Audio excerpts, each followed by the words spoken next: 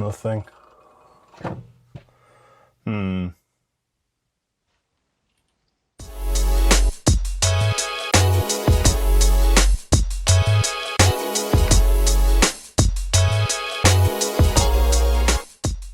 So we need to go in the garage and go and get the jump start cables.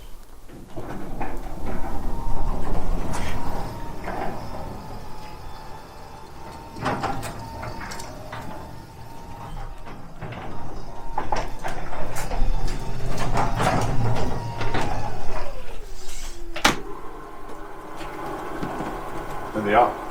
They're colour coded, one black one.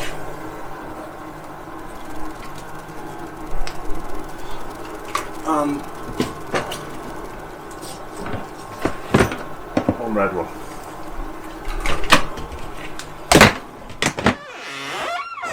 Right, let's go and get this done. We've got the cables and let's get working.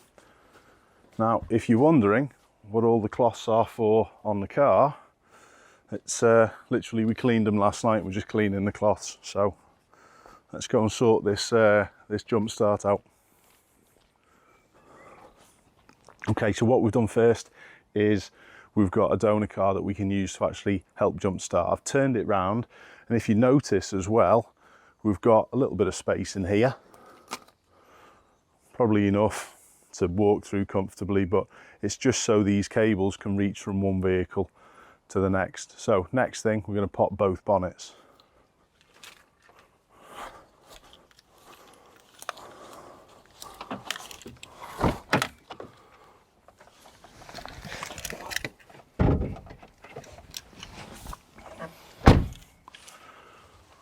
Okay.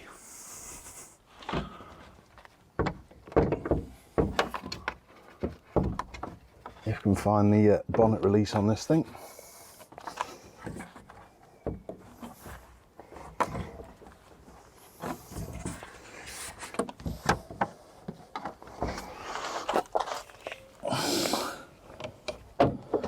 Much easier than I thought. Right.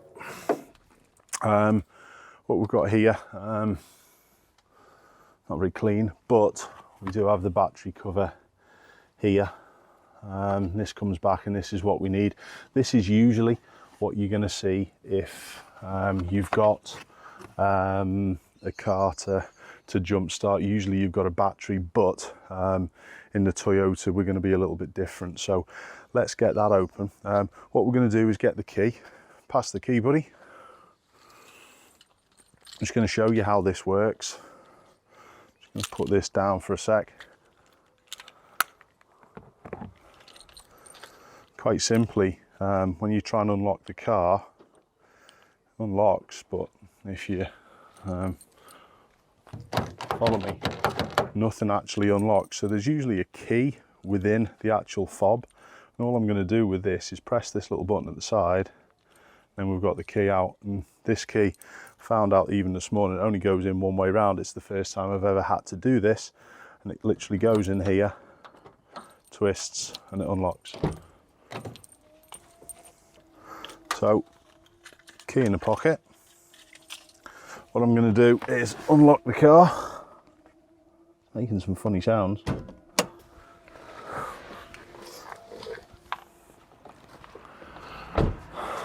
And let's go around here and get the bonnet open on this one.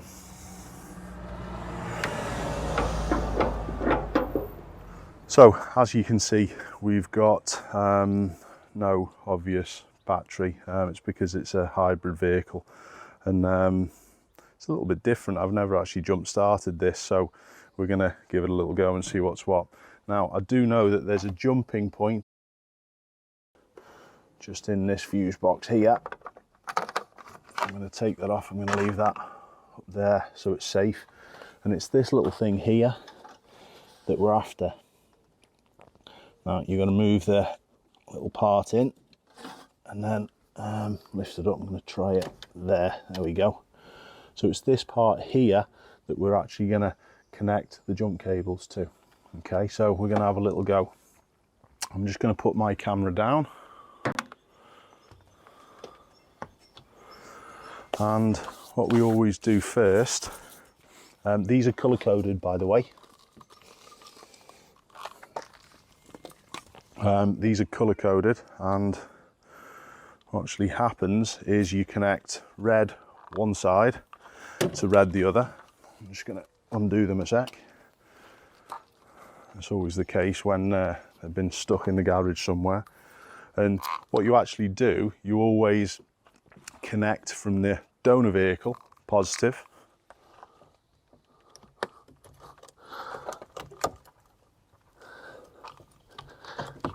make sure we get a good connection, and then you go to the car that needs actually jumping and you connect the positive as well. So let's see whether we can get a connection on this. Are these cables going to be a little bit big? Let's have a look. Okay, so we've got a little bit of a connection there. Let's hopefully that's good enough. And then we connect the negative.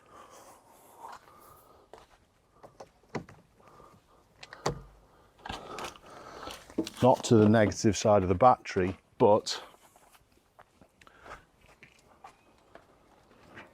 if we just show you something solid, something metal.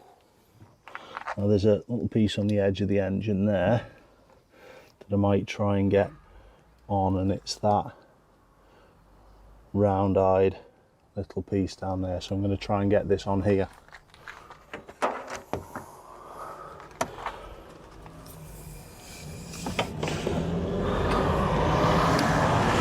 Or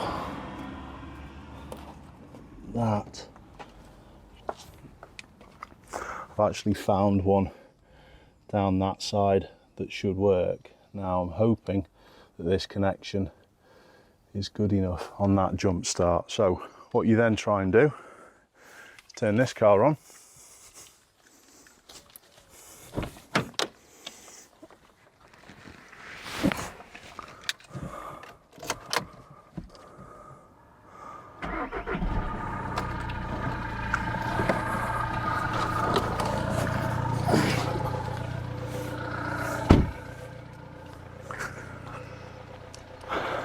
And now's the moment of truth to see whether we've got a little bit of power to the other one.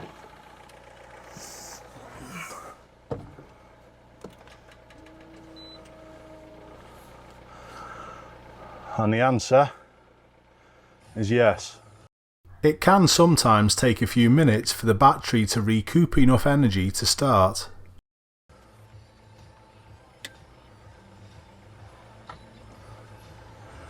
It also says ready down on the dial there, so we're all okay. No problems.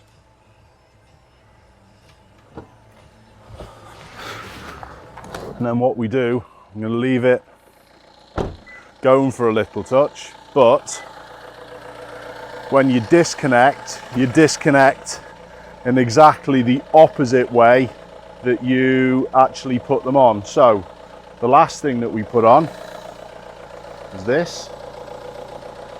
Disconnect.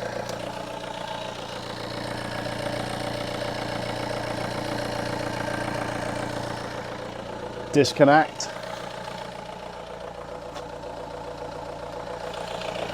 Disconnect. And disconnect. I'm just going to shut this one off.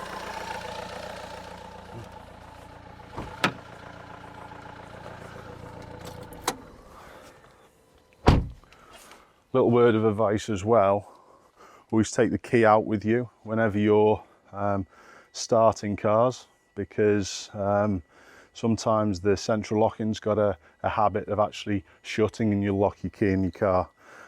Don't forget to tidy everything up after. Luckily enough, there wasn't much to tidy with this.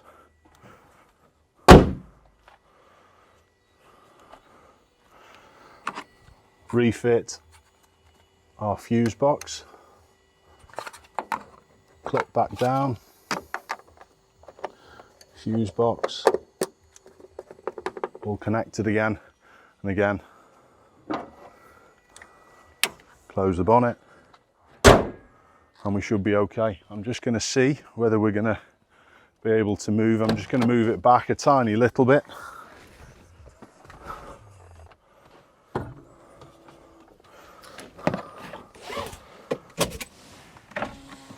All the windows are working.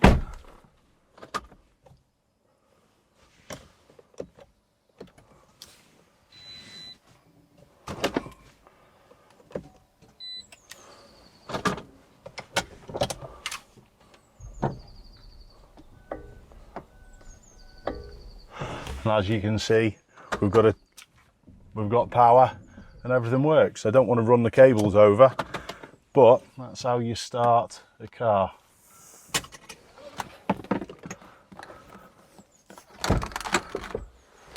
The Yaris was a little touch different because it didn't have a battery, but just remember to swap what we connected from on the Volkswagen.